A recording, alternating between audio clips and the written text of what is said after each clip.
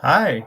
If you are clicking on this link, that means that you downloaded this free beginner's template or beginner's exercise program. So thank you for making that download and just taking a look and seeing what we have put together here. The purpose of this tutorial video is going to just kind of walk you through how to use a spreadsheet, um, how to read the spreadsheet, how to use the spreadsheet, how you can use the logbook if you want to use our logbook, um, kind of how the spreadsheet's built out. So if you want to download it and make modifications, you can. Also, just kind of giving you some insight as far as the concepts of what's being developed here, um, general recommendations on how you can individualize this program to yourself, and just kind of understanding like the mechanics of things. So the first thing that you'll have is you're going to see on this main tab is the actual program. On the second tab, you're going to see this is a logbook that I created. You can log things into the logbook, whether you want to maintain it on sheets or if you just want to print this off and just have good old pen and paper. You can do that as well. Or if you want to just log in a notebook, right? You can log in a notebook. You can write down what it is you're going to do for the day in just a notebook. So you don't need to use this logbook. This is just there if you want to use it. Back here is the exercise library. So this is kind of the skeleton of the spreadsheet. This exercise library is by no means a definitive list of all exercises available to you. For instance, looking at this, step ups are a great leg exercise that are not listed under squat exercises. But if you like doing step ups, then you just do step ups. You know, the biceps curls. There's Bayesian curls, there's Zotman curls, there's all kinds of biceps curls. But I just put dumbbell biceps curls, cable biceps curls.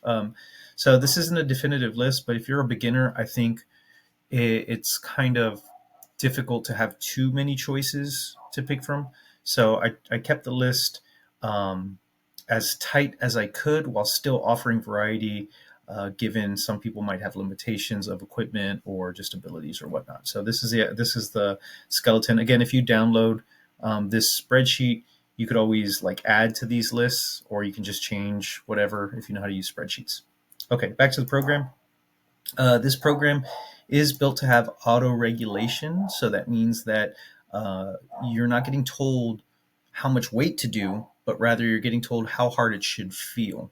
And we use this through a system called RPE, rate of perceived exertion. So I left this little cheat sheet up here for you to see. Kind of RP10 means you have 0 repetitions in a reserve. You went all out effort, even cheating a little bit. You couldn't get another rep if you tried. RP9 is 1 rep in reserve. RP8 is 2 reps in reserve. RP7 is 3. RP6 is 4. Um, Interestingly enough, there is another scale used called RIR, which is simply 0 means all out effort. 1 is 1 rep in reserve, 2. So you can also just think of this as RIR.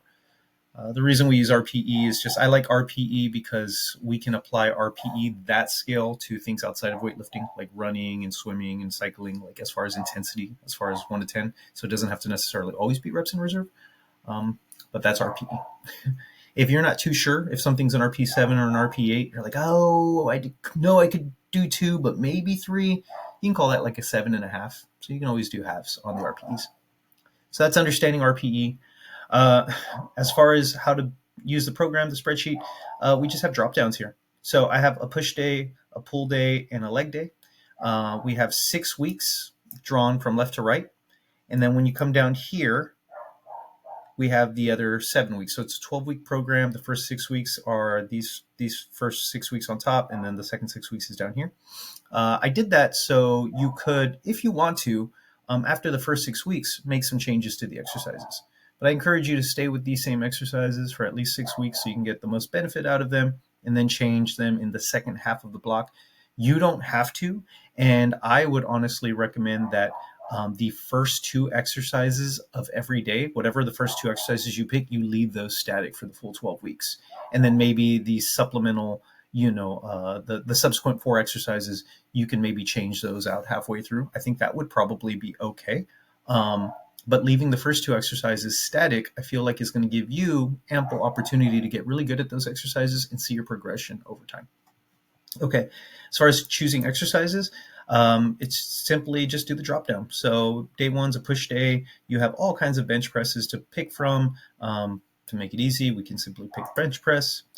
Your second exercise, you're doing another pressing exercise. So if you did bench press as the first exercise, then maybe you'd want to go to close grip bench press. Maybe you're short on time, and so you're going to go to bench press. You're already on that bench. Then you're going to do three more sets as a close grip bench press. Or maybe you want a little bit more variety in the program. So you can go to incline bench press, or you can go to incline dumbbell bench press, or flat dumbbell bench press, or overhead barbell press. Any type of pressing movement is going to be fine here. You just pick another one that you want to do. So me personally, if I was doing this, I would probably go from bench press to incline dumbbell bench press. I always like following up my barbell bench with some dumbbells so I can get a bigger stretch and more range of motion.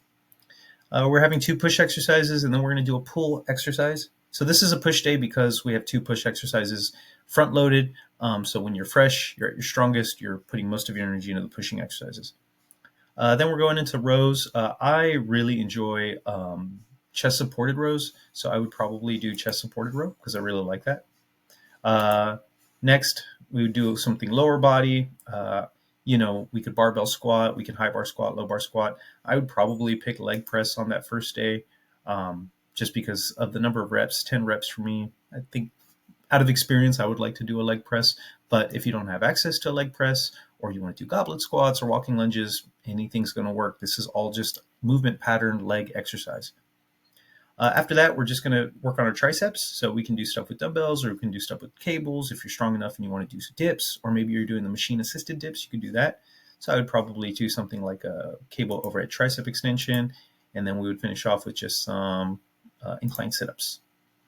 Right? So we've filled out day one, and then you would just go through the same thing for day 2 and day 3. You would just select your exercises. As far as how to read the program itself, now that you have your exercises selected, then on day 1 of week 1, you're going to do 3 sets. You'll notice it's 5, 5, 5. So we're doing 5 repetitions for each set. And our RPE is 6, 7, 8. So that means that each set we would want to be a little bit harder. And now, what does that mean? For you as a beginner, that may be the same weight and it's getting harder every set because you're fatiguing. That's a possibility. The other possibility is you do that first set and you're like, oh, I think I could have done 4 more. And you do the second set with the same weight and you're like, oh, I think I still could have done 4 more. So what do you do in that instance? You need to add a little bit of weight.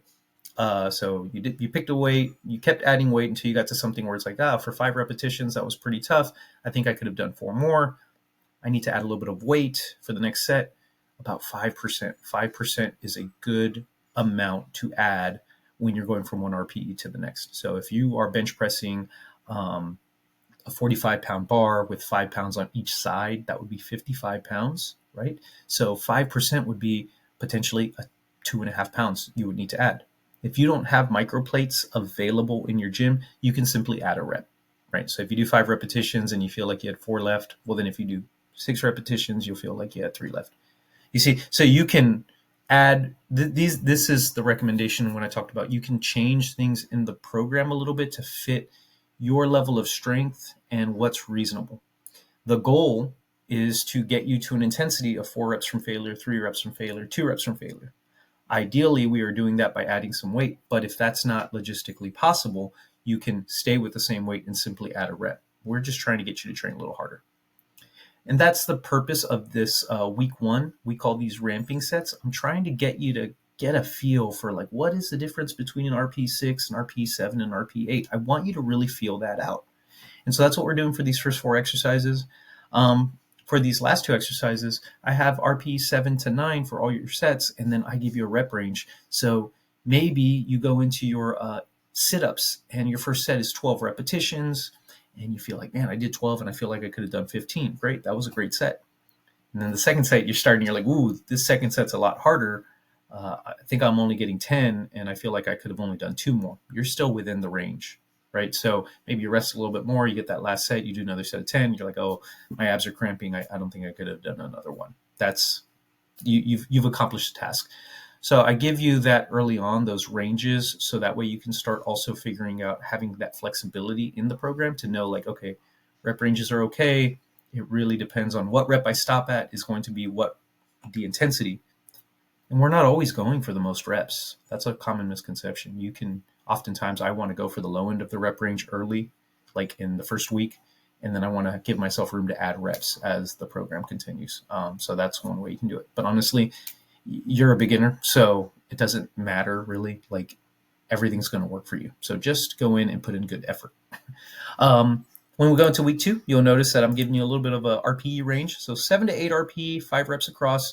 This gives you the ability to take weight, add weight on, take weight off, add a rep, minus a rep, whatever you need to stay within that RPE range, but asking you for 3 sets of 5 and then giving you more RPE ranges across. That would be the big change into week 2.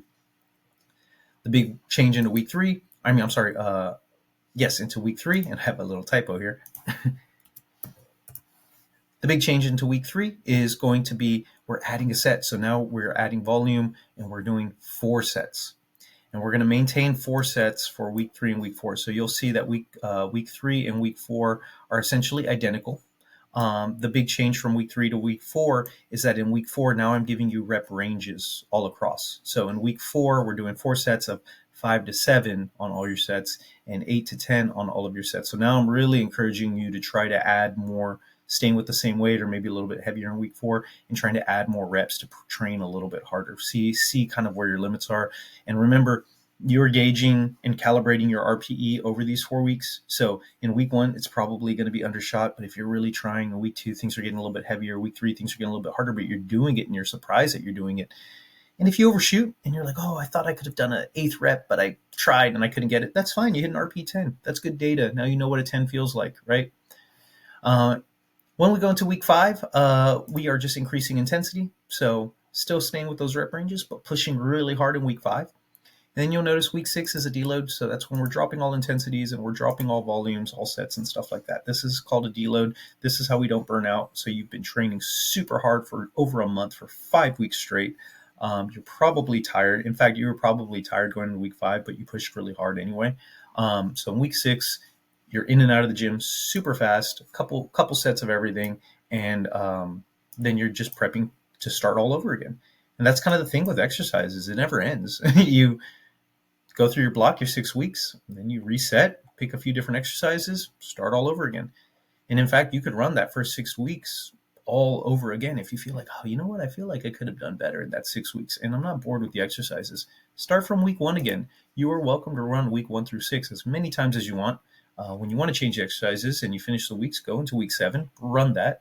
When you've run the full 12-week program, you can start over again, change out the exercises, and just stay with the same weights. Stay with the same reps and intensities. As long as it's working, it's working. You don't need to get fancy about it. Honestly, a 12-week program like this, I could realistically see someone running it for 9 months, only changing exercises, running the same intensities, and you're just seeing the weights go up, up, up. And as the weights are going up, you're getting stronger, your muscles are growing, and you're looking a lot better. So that's it. If you are interested in getting some personalized coaching, maybe a personalized program, or you want some more insider technique, feel free. You can always shoot me an email. I'd be happy to kind of do a consultation with you, kind of go over what our coaching packages look like. I don't have any exercise tutorials in videos attached to this, so Google's your friend. Companies that I would recommend good tutorials from would be like Barbell Medicine. If you have that's a company that I work for, so Barbell Medicine has good tutorials. Jeff Nippard, he has great exercise tutorials.